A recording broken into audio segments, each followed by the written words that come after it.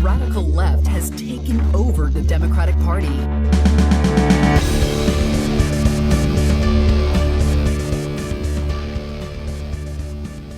Hello and welcome to Think Progressively, covering politics and all the other chaos life has to offer.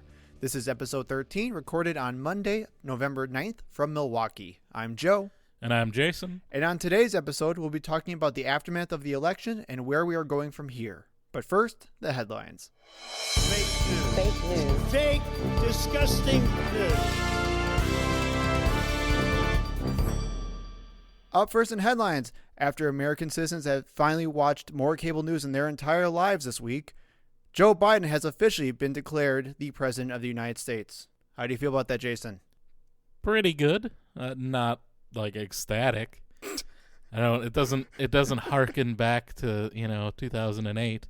No, it doesn't give you Obama vibes? No, not exactly. But it's like the end of a really long task that you didn't want to do in the first place, but was necessary. And now at least it's over. So after a very long week, we finally got results from Pennsylvania and Georgia. And Biden happened to flip both, which I'm ecstatic about. So the fact that Georgia is a swing state in all this just blows my mind.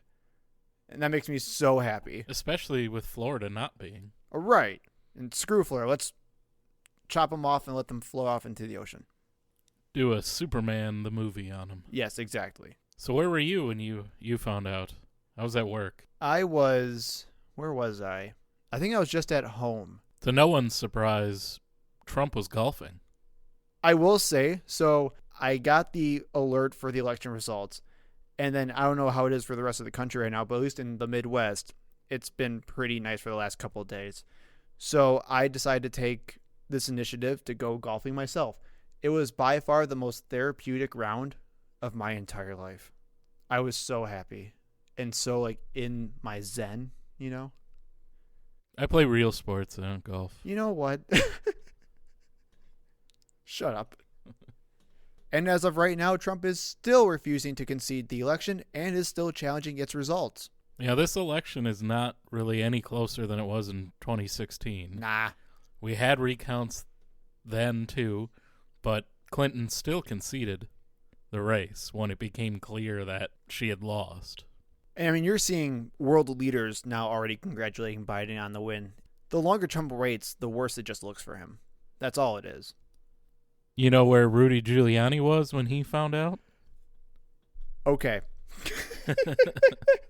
This is the greatest story I've ever heard of in my entire life. When I was actually kind of just skulking on Facebook, just seeing what's going on, I saw a post saying, why is nobody talking about the fact that Rudy Giuliani was holding a press conference at a landscaping company? And I had to do a double take, and I had to say, is that real? That sounds too stupid to be real. And the fact that it was the Four Seasons landscaping company. Even Trump thought it was the Four Seasons Hotel when he tweeted it out initially. They're so stupid. They're so dumb. So let's give you the story. Some stupid Trump campaign staffer decided to have a press conference, or they were going to hold a press conference at the Four Seasons. So the staffer must have called the Four Seasons, or literally had a Google Four Seasons, and then just find Four Seasons, the first search he had just saw without even looking what it was, call the number without looking at any of the homepage for what it was, which I guess some guy on the other end of the phone said, hell yes, please come have your press conference at our landscaping company. Female-owned, sexist Joe. Oh, my God. So the staffer then gave their address to everyone, including President Trump. President Trump then tweets out saying, major news or major press conference coming out at the Four Seasons, which after that they realized their mistake and realized it was at Four Seasons Total Landscaping on the outskirts of Philly, not the Four Seasons Resort in Philly. So Trump had to delete the tweet, respond with, correction, we'll be having our press conference at the Four Seasons Total Landscaping Company, which was some weird industrial area on the outskirts of Philly in their back parking lot Next to an adult bookstore, next to an adult bookstore. which Rudy went into. So the article, So happy.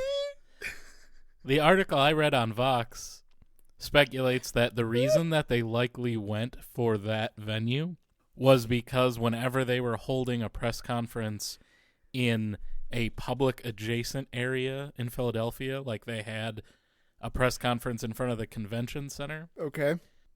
people, because it's publicly accessible, anybody can go across the street, go next door, whatever.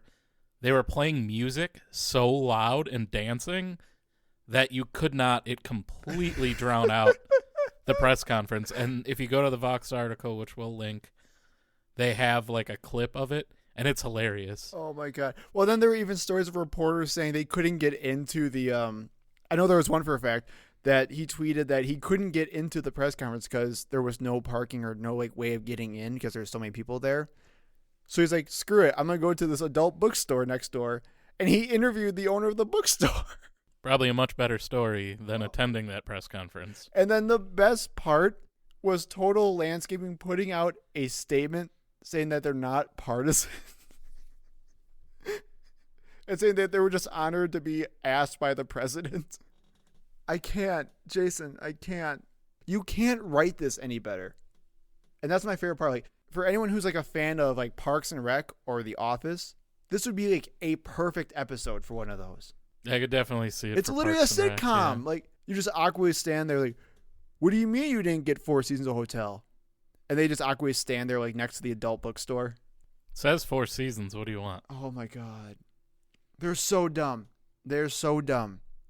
And, it was that moment when I saw this story, I knew things were going to be okay.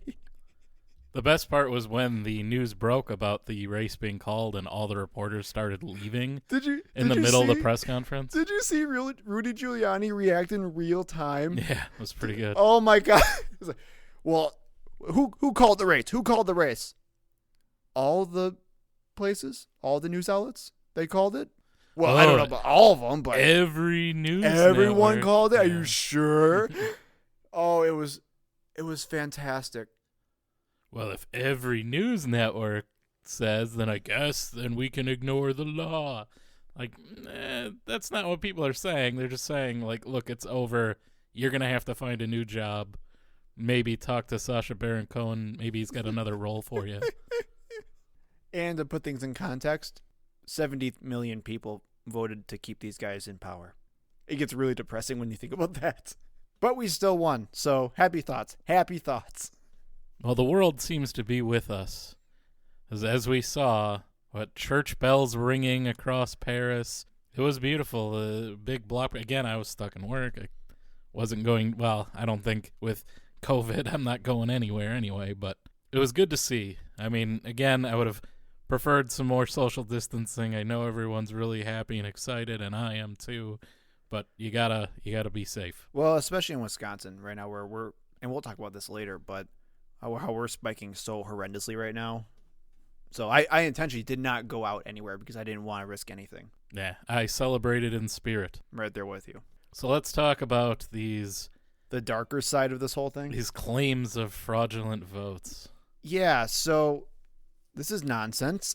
But unfortunately, we live in a country where it doesn't matter what truth is, and our president and politicians can just literally say whatever they want, and people will believe it because they will not fact check anything. So unfortunately, and as many of you have probably already known, there have been several different conspiracy theories that have been going around claiming of voter fraud, people stockpiling ballots, mysterious ballots coming out of nowhere, nefarious poll observers and ballot counters, I guess, all over the place. So we're going to try to debunk a couple of these for you.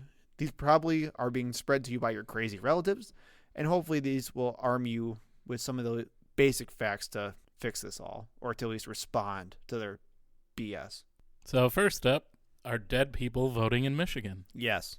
Oh, wait.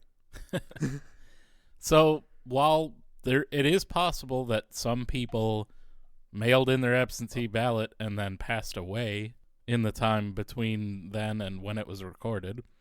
Can happen. Let's go ahead and throw those out. That's fine. It's nobody's fault. Well, and then let's start with that, actually, because in Michigan, they even have a law saying that if you have passed away after you cast your ballot, they will still throw it away anyway. Yeah. So let's start with that. Even in the most plausible sense of this conspiracy, it doesn't work. Yeah, and that's not going to be, as much as we are killing people by the thousands due to COVID, we're still not going to have enough to swing an election based on people that died after they voted. Right. So that's kind of ridiculous anyway to even worry about that. There are some other reasons, though.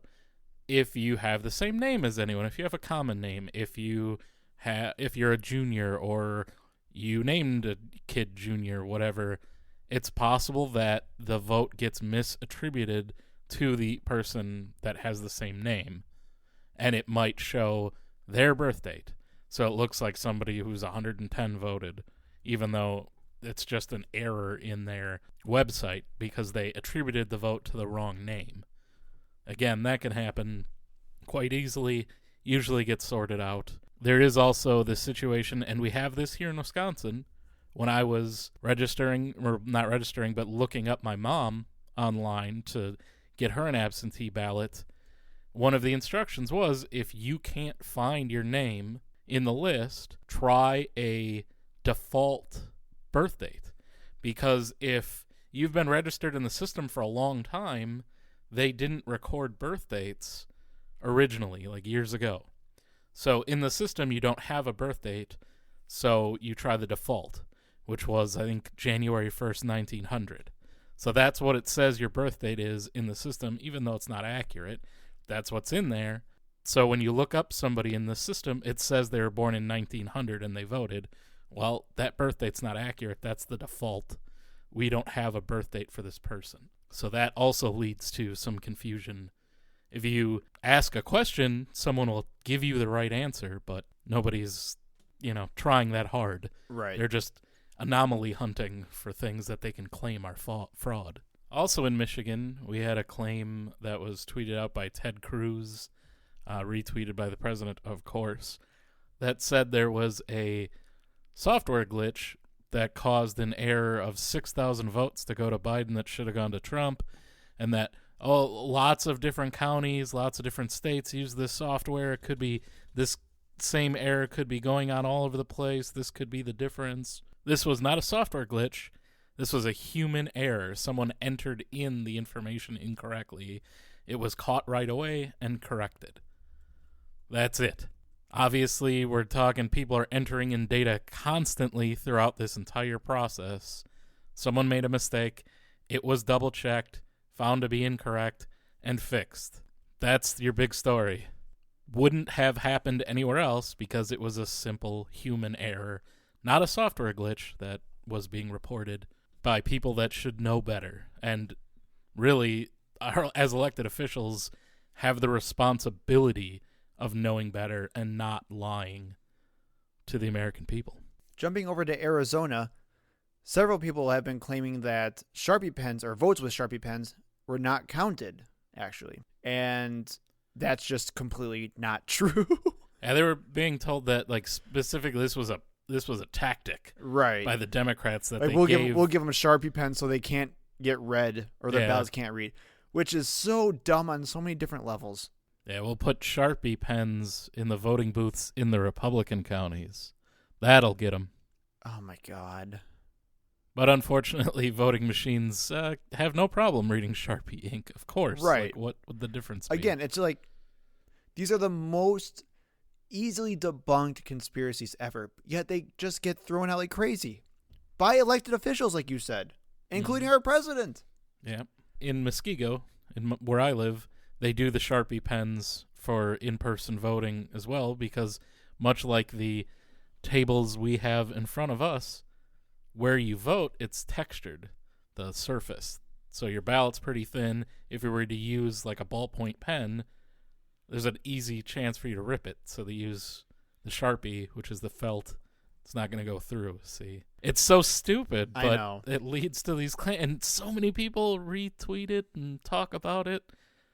I had a family member online bring that up that lives in Arizona? It's like, come on. Do a little bit of research I know. before you claim election fraud. Well, and I know we talked about this last time, but again, just to bring it up, where we had accusations of voter fraud in Wisconsin because there were supposedly more registered ballots than there were actual registered voters, which is just complete nonsense. And if you just look up the actual Wisconsin Elections Commission website, it gives you the proper numbers already. Like, these are things that will take 30 seconds to debunk. Just Google it. And then finally, there was a big story coming out of, I want to say, was it Philly? It was both Pennsylvania and Michigan that this was claimed. Okay. Where at several voting locations, people were taping off windows to prevent ballot count observers. This actually did happen, but people are too stupid to understand why it was happening. So long story short, it is illegal to film anyone's ballot, and people standing outside these windows were taking pictures and videos with their phones of these ballots and ballot counters. It is against the law. This is actually exactly why it's against the law to show people your ballot, so it's not voter intimidation. That's why people were taping up these windows and covering them up with blankets and towels and stuff, because it was actually illegal for them to see what was going on. Because you can't just have random Joes just stand outside and tape people counting ballots. Yeah, you're going to see their names. You're going to see who they voted for. That is not allowed to be recorded. Right. So crazy people are going to assume that there was something nefarious, like, well, they must be hiding something back there if they're going to cover it all up.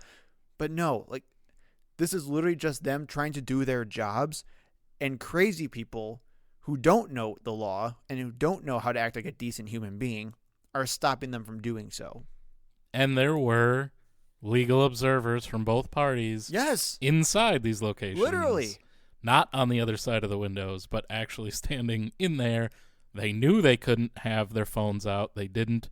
So that's why. It's no big surprise. Is it being completely misrepresented by Trump and the Republicans? Of course, because they're just going to keep lying to fit their narrative. They know the reason why. They're not ignorant of how elections work. They've worked in elections. A lot of these people are lifetime politicians. But again, we said this last week, where we already know that they're not petitioning outside of Florida's places. We know they're not petitioning outside of Texas. Why not? Well, it's because they already won. So they don't actually care about facts. They don't care about fairness. They just are really upset that they lost. And what is it with all of these claims coming from Philadelphia, Detroit, Milwaukee, Atlanta? Seems a little racist, Joe. Are they trying to say that black people are cheating in the election? I'm not going to lie. I've actually have seen people say, like, well, black turnout wasn't as high last time. I was just going to say black people turned out at super high. I don't believe you. So, yes, there is a deal with racism in this. With all this said, Biden won the election. Still call out your crazy friends and family for posting BS and conspiracies, but you can rest assured that Biden did win. These are no more than that. Here's this one weird trick that Trump could still win the election with. That's all it is. And if we were stealing the election, why would we still lose all the seats in the House and not regain the Senate? Which I just don't understand. Like, they claim that we are these, like, super evil, where we're the District 1 of the entire world, I guess, or something like that, where these evil Democrats are just running everything behind these closed doors. Yet we're so incompetent at what we do. We're like, okay, mark them all, Biden and Tom Tillis. What? Oh, and by the way, let's have Lindsey Graham destroy his opponent, by the way. Oh, and let's lose seats in the House. They'll never see this coming. I don't get it. And I'm even seeing people saying that we intentionally faked the polls, which blows my freaking mind. So all of the pollsters are in on it. But why? Why would they be in on it? Like, what's the incentive? It makes them look bad. They want to look, but wait, that doesn't work. It shows that there's a super big lead with Democrats. Oh, wait, not really, though. It shows that everyone's wrong and there's more Republicans than we thought. Suppression polls. It's so dumb. Because it really stunted the turnout for Republicans. Oh, totally. I don't understand it. No, I do. I do understand it. It's all because they're upset that Trump is losing, and they hate Democrats more than anything else. And they would just rather have this whole big conspiracy happen than just admit that their candidate sucked. Because at least with Democrats, I admit our candidate sucked. right? But I was gonna say at least with Democrats in like at least 2016, where I admit our candidate sucked then too. right, exactly. Where we can say yes, there was actual Russian collusion or interference, not necessarily collusion. Well, they certainly were colluding with the Trump administration. There was. They just didn't really get all that much out of it. Right, exactly. So there was actual election interference, but that doesn't take away from the fact that our candidate still sucked. And still lost. Right. And conceded. So be the mature ones and do the same. But they won't. And you know they won't. Do we have more good news? I want good news, Jason. The U.S. passed 10 million COVID infections. No, I want better news. It's 10 million. Did we win yet? We're in the lead by like a lot. Are we great again? We are great at getting infected. Oh my God. So when I originally wrote this, this morning, we were nearing 10 million infections. And then in the afternoon, I had to change it and say that we've passed 10 million infections. 240,000 deaths. With our top 10 states in infections in the last 7 days per 100,000 people are all upper Midwestern, where the weather is getting colder. Things are not looking good for the winter. I was saying that includes our state of Wisconsin. Yeah, we are on a lightning pace. We're setting new records every few days. We set a record on the 6th with 6,141 infections that we blew past the very next day with 7,065. That's 2 records in 2 days that are almost 1,000 apart. We beat the record by 1,000 the very next day.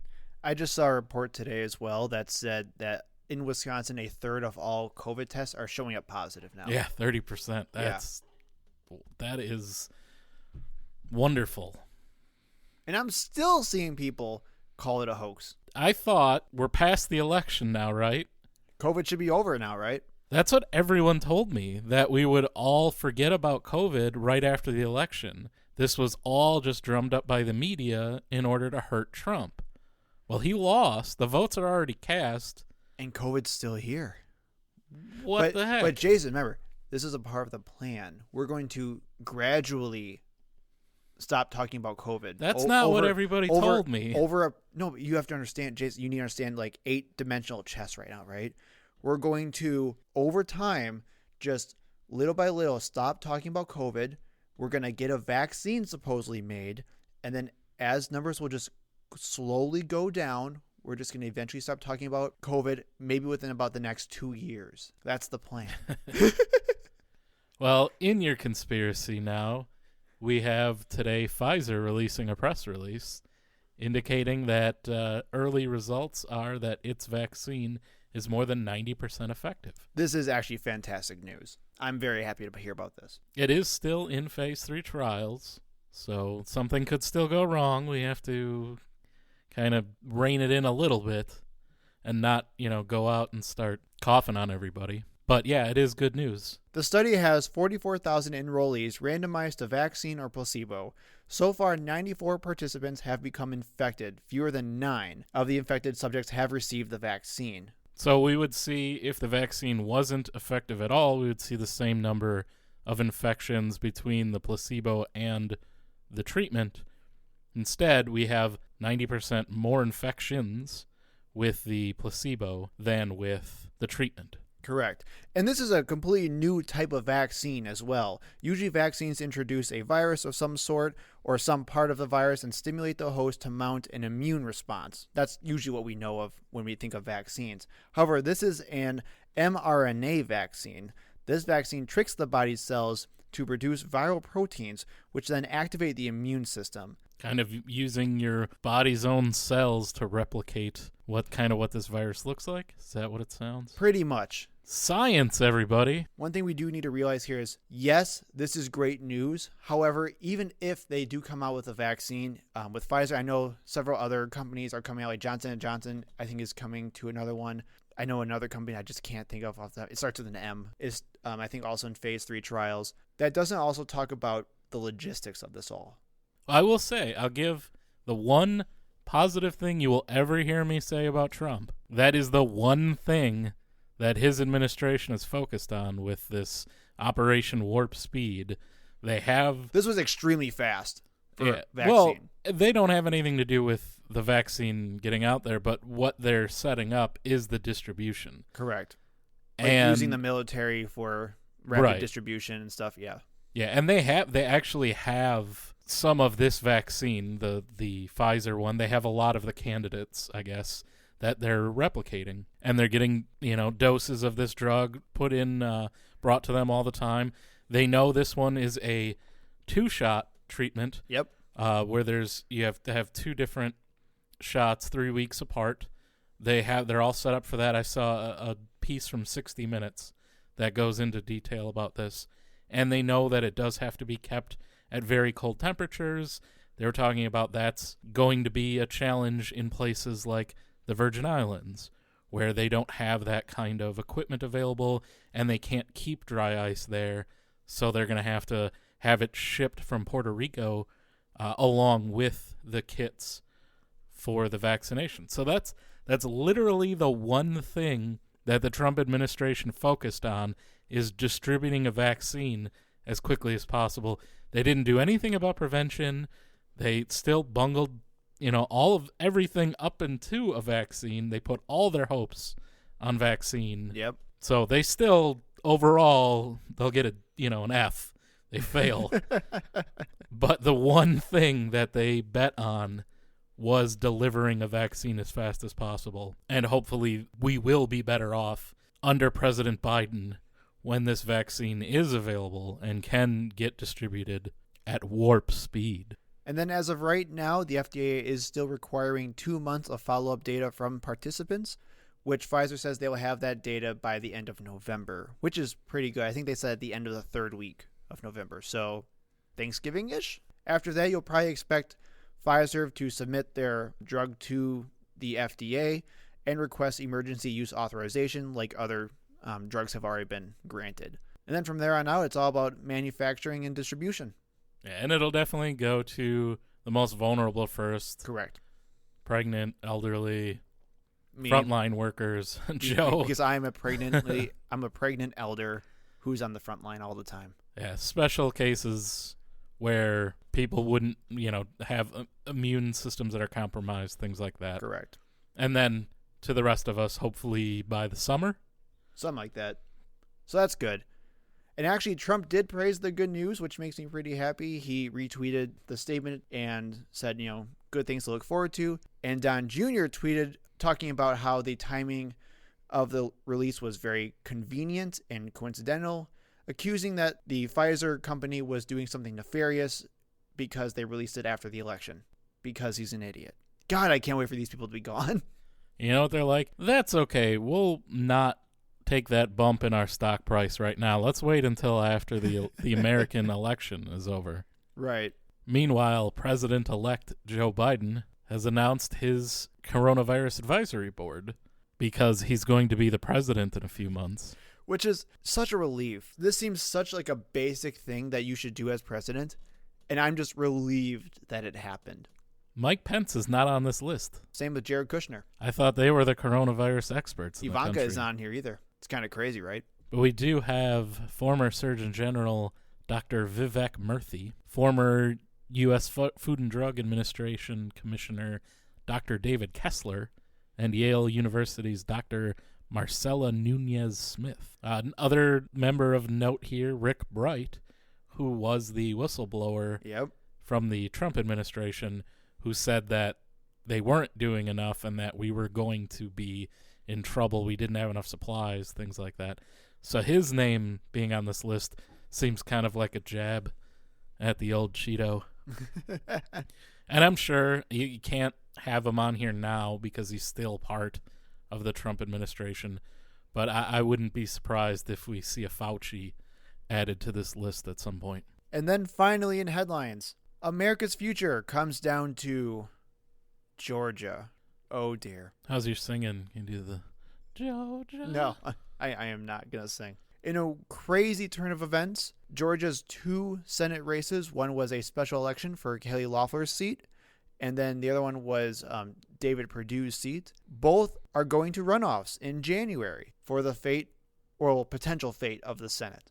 Almost certainly. Almost certainly. Yeah, you've got Tom Tillis, looks like he's still too far ahead in North Carolina to Cal Cunningham. It's possible. It's close, but with the margin that Cunningham needs, right, and what he's looking like, the votes that are coming in, I don't think he's going to quite catch him. Well, and it's the same with Al Gross in Alaska as well, where Dan Sullivan is in the lead, and Al Gross's campaign is saying, well, with the mail-in ballots coming in, we're going to win this thing. It's not likely. Yeah. So there's a lot of count. I think they're only at 60%. Yeah, something like that. So far in Alaska, but there's not that many ballots. So presuming that both Tom Tillis and Dan Sullivan win, that'll put our Senate at a 48-50 Republican majority, which leaves 2 races left. Which Democrats would have to win both and have the tie-breaking vote from Kamala Harris, which means that for everything they want to get passed, comes down to these 2 elections. And you'll need every Democrat to vote for whatever legislation, because Republicans, they're going to stick to their party of obstruction and blanket vote against everything. What are your thoughts about our chances on these? Not good. I think Warnock has a better chance.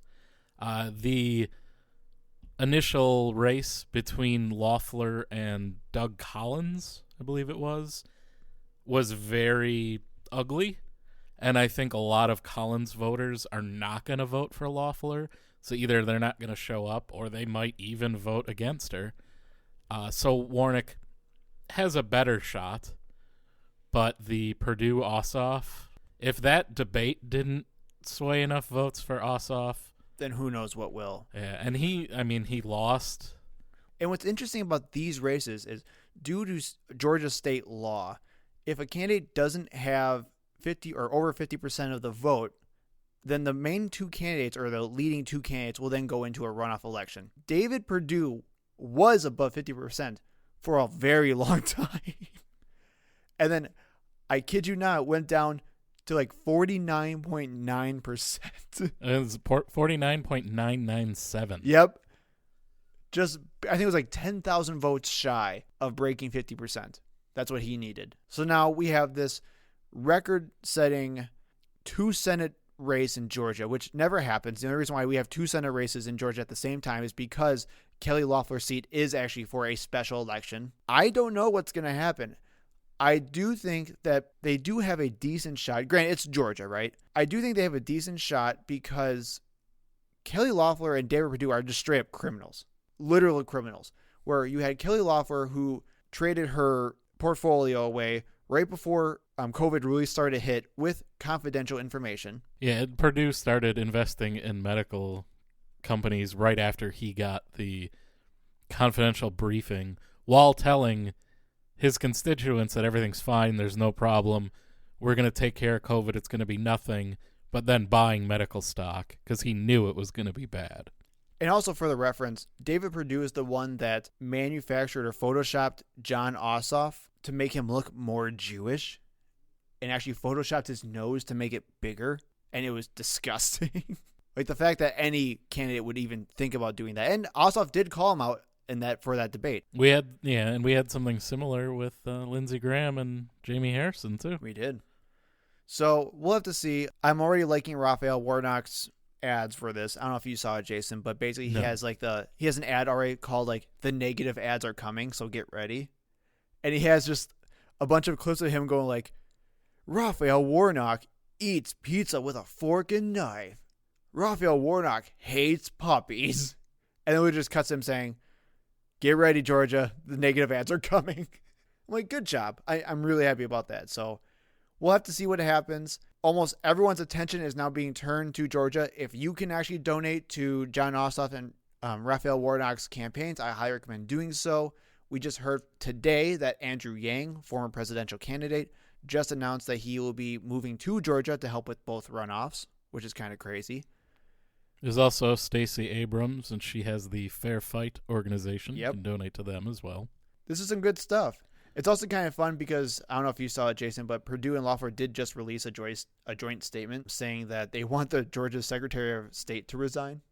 Yeah, because he Did his ran job. a fraudulent election. It's so insane. And if any of our listeners are millionaires and they want to move to Georgia for this election, December 7th is the deadline for registration.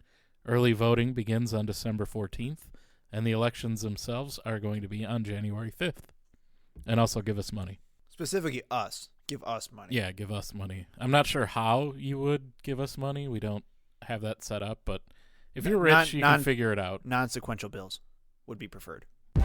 Left wing. We're going left wing all the way.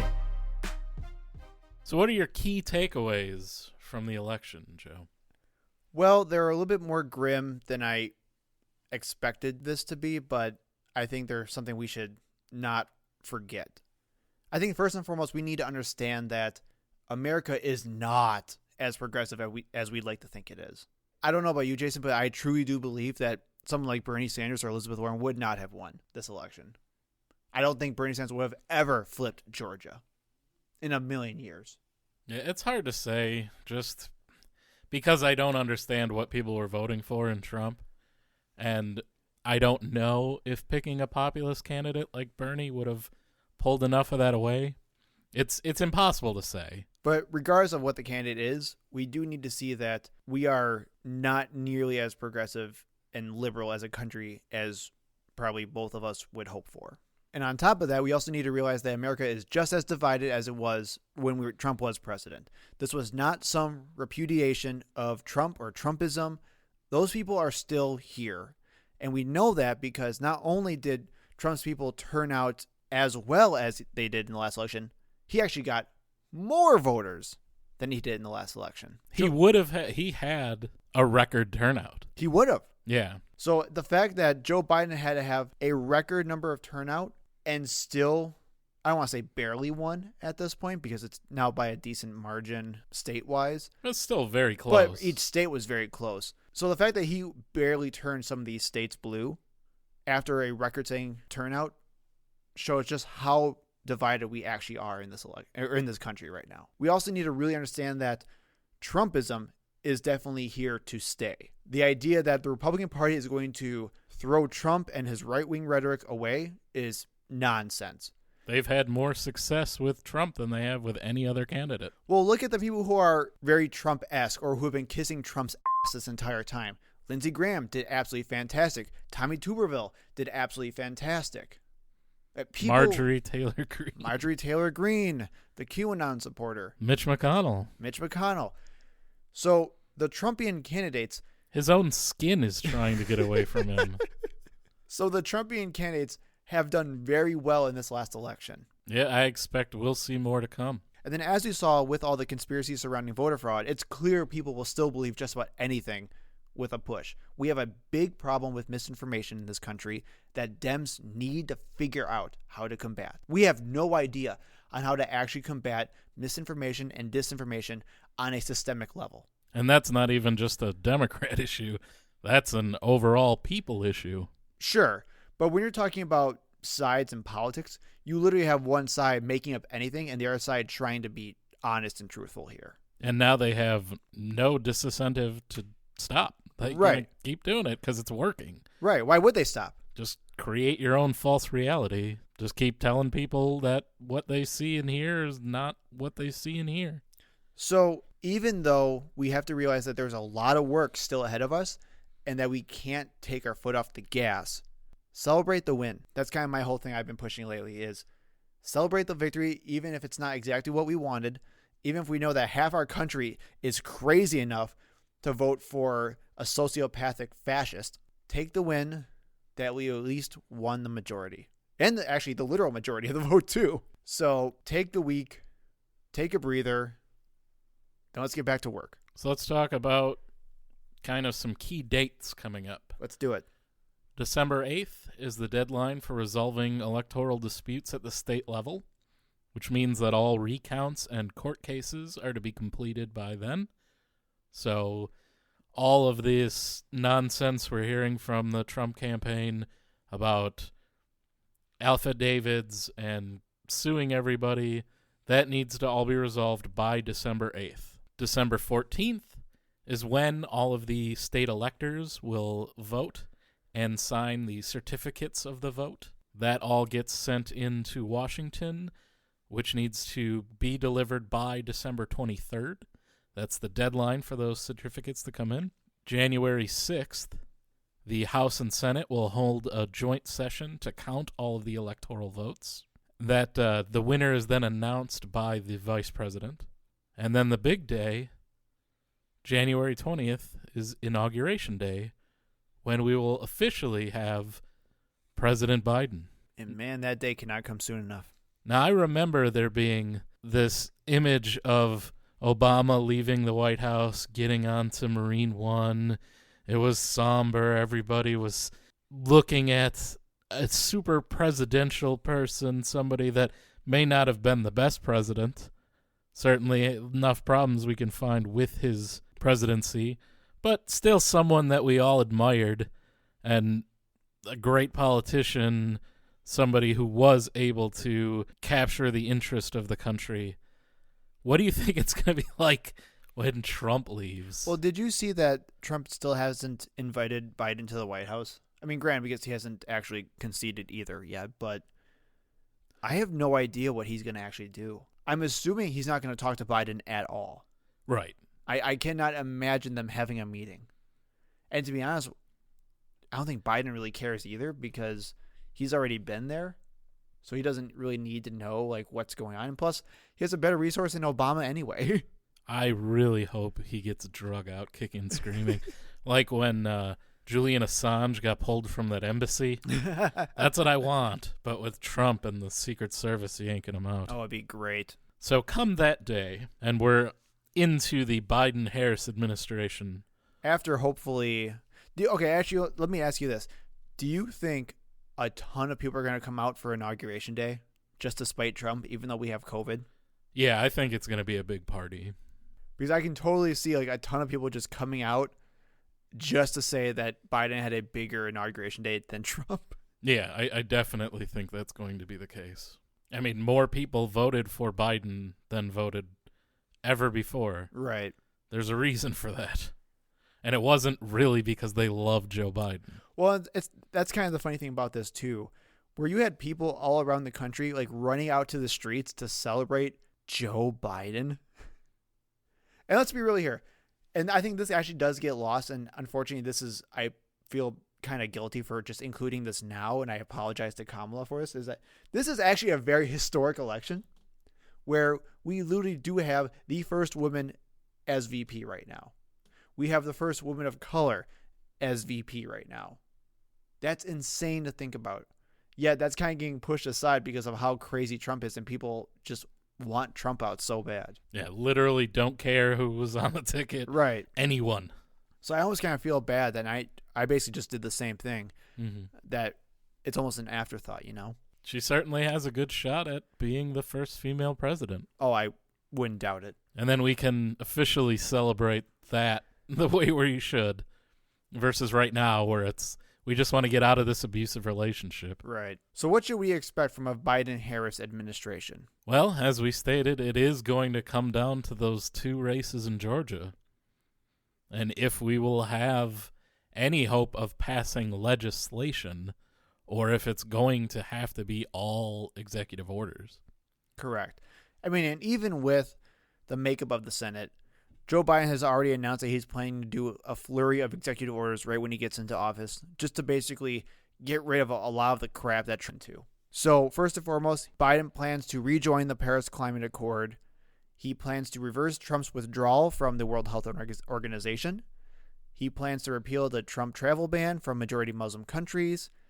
Plans to reinstate DACA, which we'll talk a little bit later, I think, Jason. And then also remove Trump's transgender military ban. Which, I mean, I couldn't be happier. Yeah, there's certainly no reason for it. But what else besides those executive orders do you think he's going to do? So this is what I want to see. He needs to have a stimulus bill passed. I think that has to be the first thing that anyone does. If it doesn't get done before, it's possible that Trump will pass one. It's certainly possible. Do you think he will, though? I wouldn't completely rule it out, just because it's really what everybody wants and needs. I don't think he personally cares. But it's Trump, and he doesn't care. But I think the Senate cares, and I think they might. I mean, all they have to do is get it through and then see if he signs it. Good point. So it might still happen. But if it doesn't, and even if it does, I'm sure, that money's not going to last forever. So I would like to see a stimulus bill that focuses on individuals and small businesses. Forget the large businesses. They've made plenty of money. They're okay. They're going to lay people off even if you give them money. We've seen that. Because all they care about is profit margin. With actual regulations this time, not just some stupid slush fund that Nuke can just literally do whatever not they just want giving money to the banks. Correct. And letting them distribute it. Actually pay people, pay the small businesses, get people to a place where they're able to pay their rent and their mortgage, and they're not out on the street. Then I'd like to see, as we talked about with the COVID task force, to get some federal leadership, get some good guidelines out there, talk prevention. The federal government can't institute a nationwide mask mandate, but we can have a de facto mandate by getting all of the state governors to agree. And Biden talked about if he can't get the governor of a state to go along with it, then he'll start talking to the local counties and basically get as many places in the country to have mandatory masks as possible. And I think a lot of that isn't just laws, but we need to have the science communication and the information out there and get people to accept for themselves that it is the smart and responsible thing to do. We need to do what this country did during World War II. Make it your patriotic duty to wear a mask, to practice social distancing, to not gather, in bars and those sorts of things.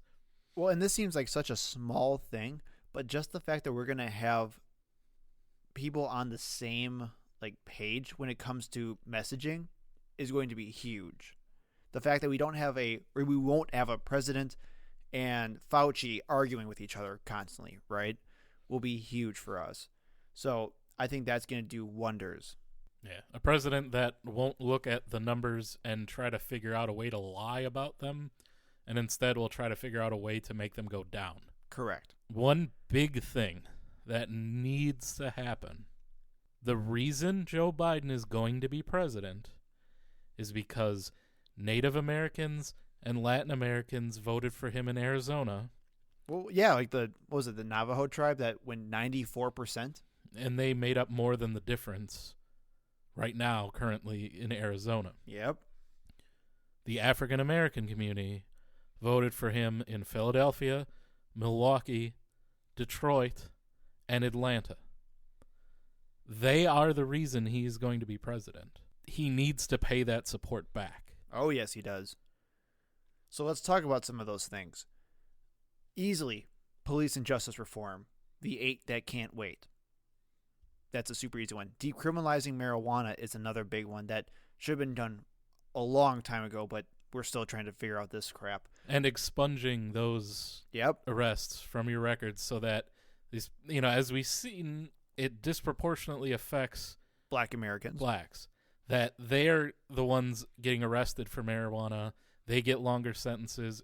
They get the felonies. It goes on their record. They have a hard time getting a job after that. Yep. Take care of all of that. There's no reason for it. That's one small thing that can be done. We need to restore the Voting Rights Act that was destroyed previously by Republicans. Need to bring in protections so that we don't have one polling place in an entire 5 million people city. Yep. Have, like you were saying, restore voting rights back to felons. There's no reason. They're still Americans. Correct. Who paid their dues to society. And they shouldn't have to, there shouldn't be a poll tax. You shouldn't have to pay back the thousands of dollars in court costs and everything else that you owe when you get out before you're able to vote. that is ridiculous. Again, otherwise it's not a right. Yeah. So the Voting Rights Act needs to be restored. We need to unbreak all of these things that Trump and the Republicans have done in the last 4 years in order to disenfranchise black and minority voters. And then I also believe we need some kind of big immigration reform. Since immigration was such a hot button issue with Trump's administration, we need to basically do the exact opposite of that. So doing things like reinstate DACA, creating a pathway to citizenship for undocumented immigrants, ending the child separation that Trump's administration, and yes, it's Trump's administration that's doing this, and then also just streamline asylum and citizenship processes. So doing things like getting rid of the backlog of asylum courts that's happening because they're super backed up right now, adding proper judges and justices to those areas to make sure that they can actually do the work logs or do the work that's needed for these things. And I put these are kind of what I expect Biden would possibly get done. I would personally just give amnesty to all of the current undocumented workers that are in the United States and make them all citizens immediately. That won't happen. That's what I would prefer to see. I would like to see us live up to that poem that's on that statue in the New York Harbor. I agree. That's the way it was for my grandparents. That's the way it was for, I'm sure, your ancestors that came to this country. They didn't have anything. They didn't know how to speak English unless they were from England. And they were given a place here. That's all everyone wants. To have a place to be, a safe place to raise their family and make their living. That's it. They're not out to destroy our way of life. They're just people looking for a better life for their families. And it worked for us. It should work for everyone else too. And obviously, like Biden said before, he is going to try to expand Obamacare, which I think is next to the minority. Well, yeah, I mean, I think this actually is in proper ranked order here. So after COVID and after giving reform to minority communities, expanding Obamacare is by far the next thing that has to be done. Again, it's not Medicare for all. I wish it was. I don't think that's going to be on the table for Biden. Well, especially if he doesn't have the majority in the Senate. Good luck with that.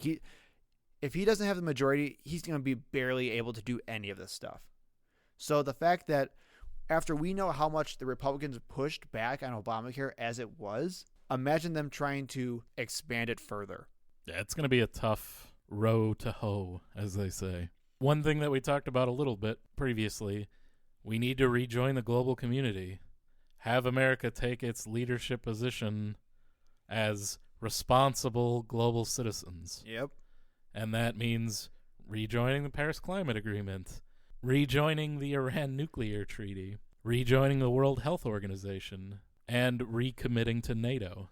And now I've got just some things, again, that I think Biden needs to do, that he campaigned on, and that I would like to see him in his first term.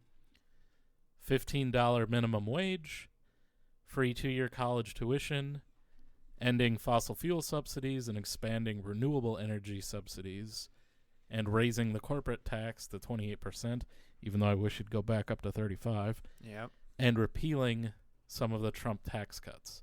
Basically anything that wasn't in there for the middle class.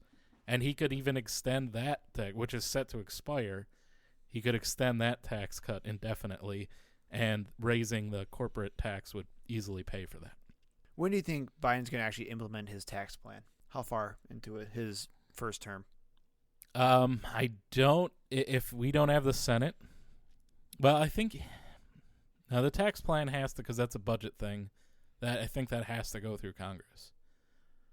It does, but I mean, like, the idea of actually pushing for what he wants in the next tax budget. So if it's not at least 50-50 in Senate, I don't think it's going to happen. I think he'll wait until midterm and see what happens, where hopefully we can get a majority. He might even use that as leverage, but without a majority in the Senate, I don't see that passing. See, my concern, though, is if he waits too long, he's not going to be able to do much during his first half of his first term anyway then. Because he's going to need that budget for some of the stuff that he wants to do. Yeah, he needs that money, but I just don't. Well, it comes down to Georgia then. Come on, Georgia. You're right. Send money to Ossoff and Warnock. Do it. So then looking a little bit farther out, what do you think the Democratic Party should do? So this is a little bit more of a wish list of where do we want to see the Democratic Party go. I love your first point. Yeah, first thing they need to do, and it can't come soon enough, is reject John Kasich and the Lincoln Project. I've already seen Kasich on cable news saying that, okay, well, now what the Democrats need to do is reject the progressives. Screw that guy. What did he do? Who did Ohio vote for again? Right. Nothing. Lincoln Project. What was it, like $68 million? And what did they get? More higher percentage of Republicans voted for Trump this time around? Right. Useless. Get rid of both of them. That was a mistake to begin with. Make it very clear. Look, they supported us because they didn't like the Republican candidate. That's fine. We'll welcome anyone that wants to support our candidate. But you have no influence here. Yep. We are not your party. If you want to join in on what we're doing, that's great. Otherwise, go away. We don't need you. There's no room for you with your current views. See you later. Distance yourself from those institutions. It was a terrible idea to begin with. Kasich should not have been speaking at the Democratic convention, and it's too bad that we didn't hold it in Milwaukee here so we could have booed him. But that's the first thing. Put as much distance between the Democratic Party and the never Trump Republicans. Because they are not going to support you moving forward. And they didn't do anything in this election anyway. That was just a waste of time. And I think they need to start, who they need to actually put focus in courting is the next generation of voters. I totally agree with this. We've seen some criticism already from Alexandria Ocasio-Cortez that the Democrats who lost their campaigns did not do enough digital campaigning. They don't know what it is. They're too out of touch. You saw what she did with the Twitch stream where she was playing Among Us. Yep. And how many viewers that got. And that makes an impact. Maybe those kids can't vote this election, but they'll vote in the next one. You need to capture that. You need to do digital. Trump killed them on digital campaigning. I couldn't watch a YouTube video without seeing radical Joe Biden. Which I thought they would have learned their lesson from last time, because that's what happened exactly in 2016. Yeah, they got killed. They need to focus on the things that are popular with that demographic that they should be supporting anyway. Yep. Like drug decriminalization.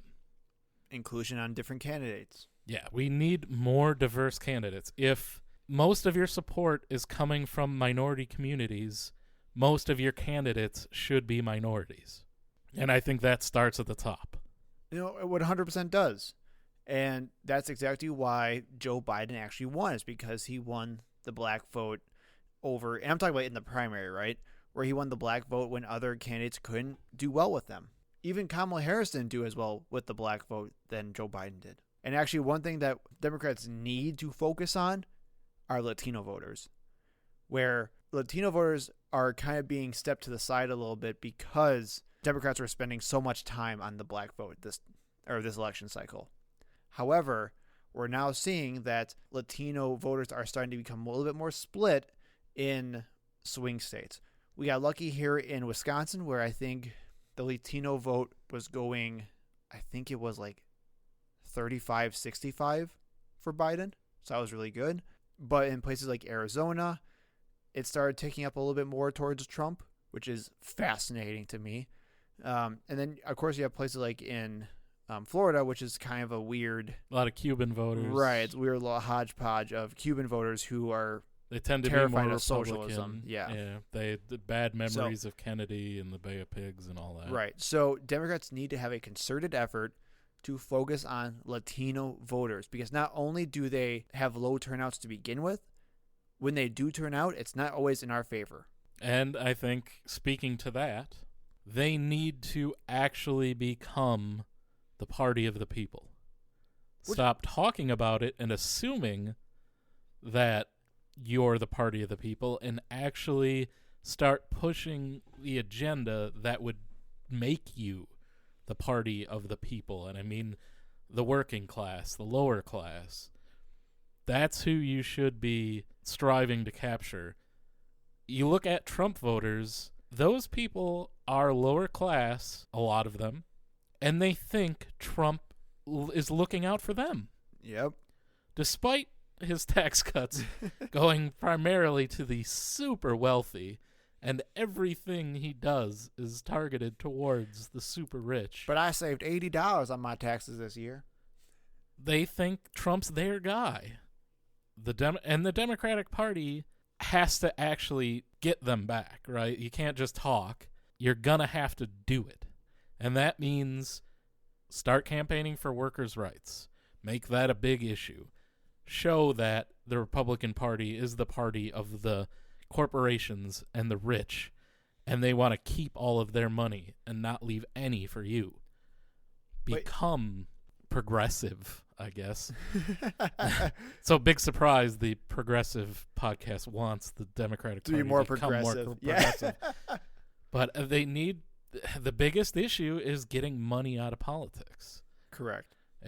That fixes a lot of problems. Now, that's near impossible. I gather that. But even just doing things like getting free college, Medicare for all, doing student loan debt, actually investing in your own citizens. That's what helps you also become the party of the people. Not just saving them so they can just sit there and flounder, but actually investing in your citizens, investing in their communities so they can thrive on their own. I would love to have stuff like that, and I'm sure many other people would love to have stuff like that. What we have to really remember, though, is this all comes back to the Democrats or the Democratic Party needs to have a plan to fight misinformation. Because the reason why they hold off on these things that the majority of people love is because every time they try to do any of this stuff, they get called radical, they get called socialist, they get called every name in the book by Republicans. And investing in education would help solve that. Right. So, but they won't be able to invest in education if they can't solve the misinformation problem. So it's kind of like a never-ending circle. So they have to have some kind of plan on a mass scale to deal with this misinformation. And heck, I mean, we can kind of even put this down as something that I'd like to see in the Biden administration too, maybe not as a priority, but dealing with tech companies with misinformation and dealing with how tech companies are actually managed. You know, we kind of talked about a little bit about that, I think a couple episodes ago. They definitely need to break up a lot of the tech monopolies. But we can't do any of this if we have false information just being spread around like crazy and we can't combat it. When we have people in Florida who think Joe Biden is a literal communist, you know there's an issue here. What do we expect from Donald Trump moving forward? I mean, he's going to be Donald Trump and not do anything other than whine. I think he'll just keep pushing all these lawsuits, constantly claim that the vote was fraudulent, that the election was stolen from him. I truly don't know if he's actually going to concede the election. Like, I wouldn't. If I was him, I wouldn't. He made it this far. That admits you lost. I don't think he'll ever do it. I don't expect him to have that transfer of power meeting that you were talking about earlier that usually happens between the outgoing and incoming president. He won't work with the transition team at all. He'll constantly just say, why would I? I'm still the president. I won the election. I expect him to keep pushing out fundraising efforts. He's been sending out emails for his election defense fund, which, if you look at the fine print, states that only 50% of the funds will go to court costs and recounts, and the other 50% will go to paying down his general election debt. Did you see the press conference today with Kayleigh McEnany? Yes. Mega Nanny. Mega Mega Nanny. That's a good The one. Mega Nanny. I think that was David Pakman. Oh, my goodness. So, yeah, Kayleigh McEnany had a press conference today where she continued to spread basically all the same misinformation that Trump usually does, and she got called out for it. Rightfully so. As you can clearly tell, like, this is not going away, at least for a while, on the Trump administration. We're gonna keep hearing about this, probably at least for the next few weeks. I expect even after he is forced out of office to continue asking for money, keep asking for donations, to fight, talk about a 2024 campaign, which I've already heard rumors about. Yep, I've been hearing that too. Even though I would have no intention of actually running in 2024, I would just keep bilking all those suckers for money. One thing that I've heard talked about, which I think if I'm Donald Trump would be a smart move, is to buy a stake in OAN, change it to the Trump Real News Network. And just let it be your cult propaganda. Yeah, network. And just make money off of it. I mean, look at how many viewers Fox has. He's already been fighting with Fox lately because they're kind of pulling away from him. Well, and actually, even with that same press conference today with Kayleigh McEnany, Fox literally stopped the press conference and said, we here at Fox can't in good conscience let this continue because they're not saying anything accurate. So Trump is mad at Fox right now. Yeah, so he should try to steal Sean Hannity and Tucker Carlson to join his Real News Network and then just make it his propaganda machine, just constantly push that narrative that he won the election. It was stolen from him, and he needs to run again and give him money and buy all his stuff and just keep making money. He's a con artist. The problem is I feel like Tucker Carlson and Sean Hannity make so much money at Fox, and they have so many viewers at Fox already, that they wouldn't even bother. Give him enough money. I mean, I guess.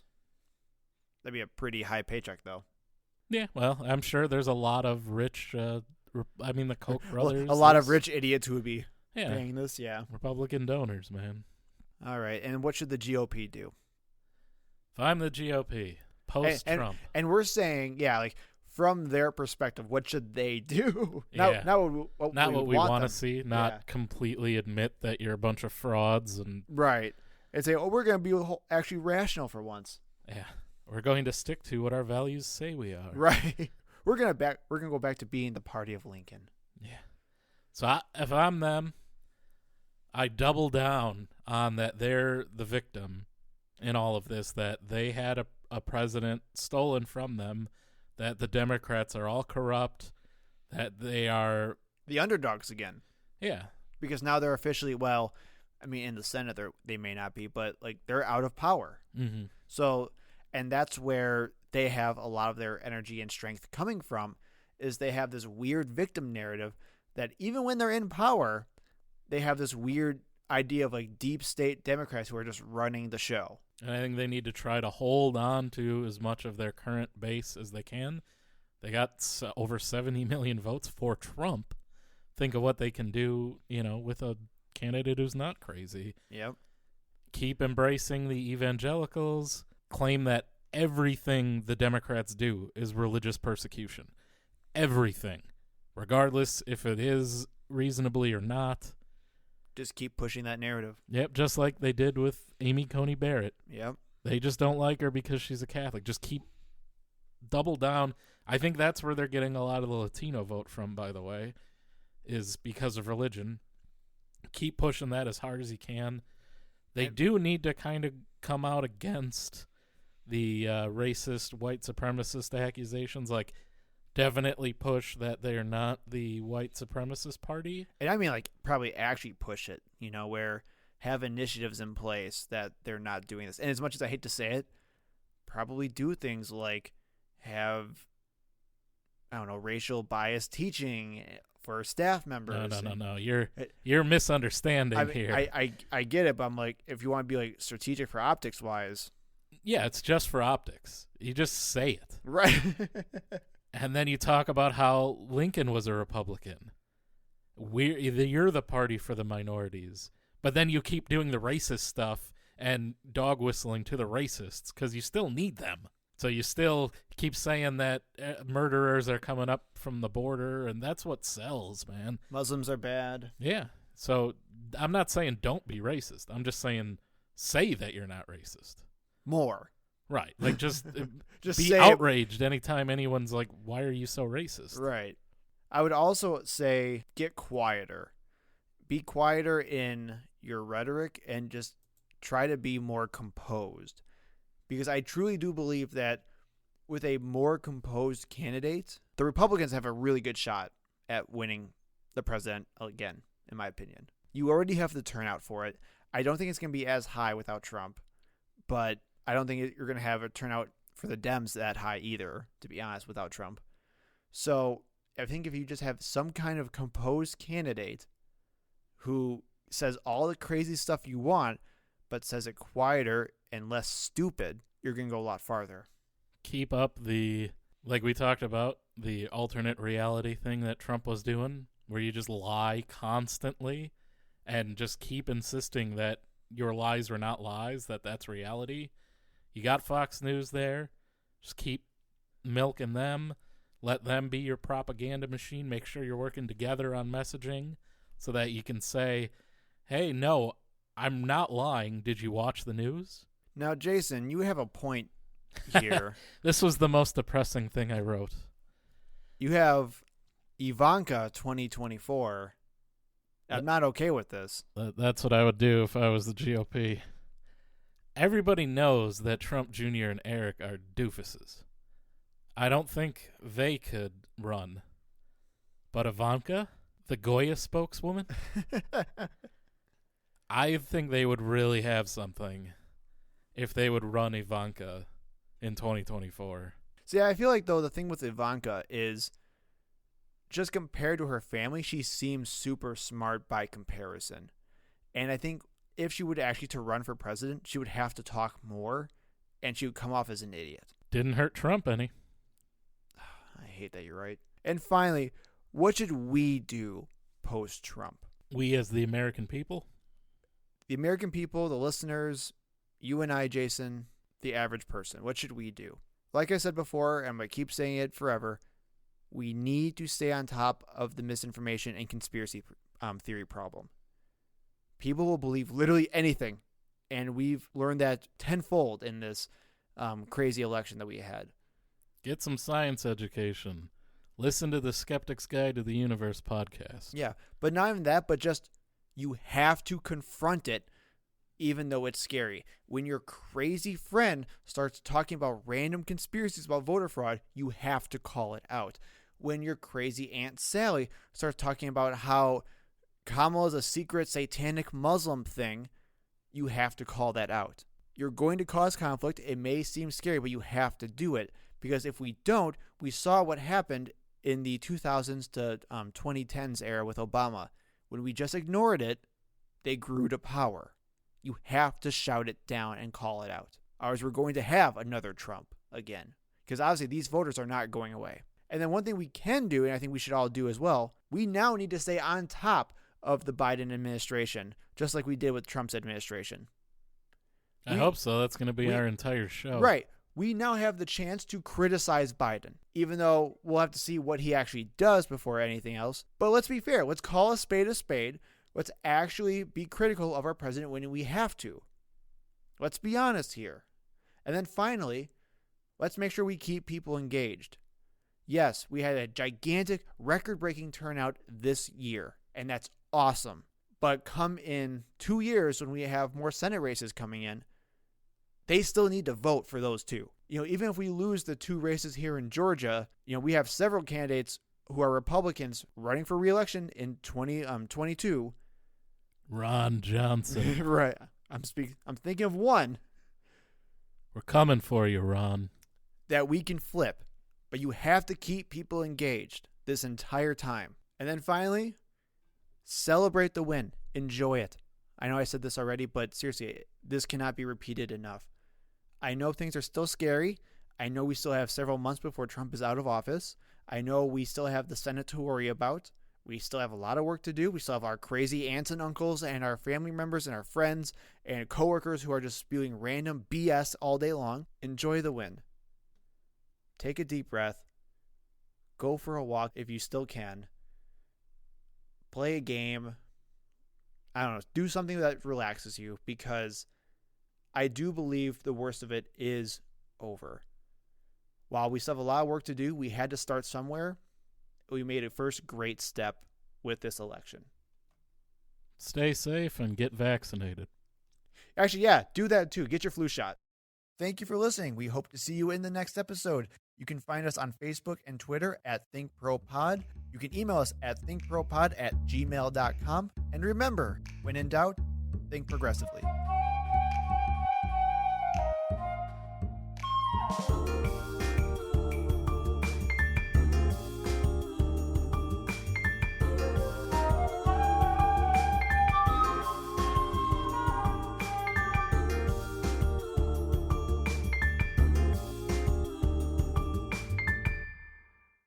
Jumping over to Arizona.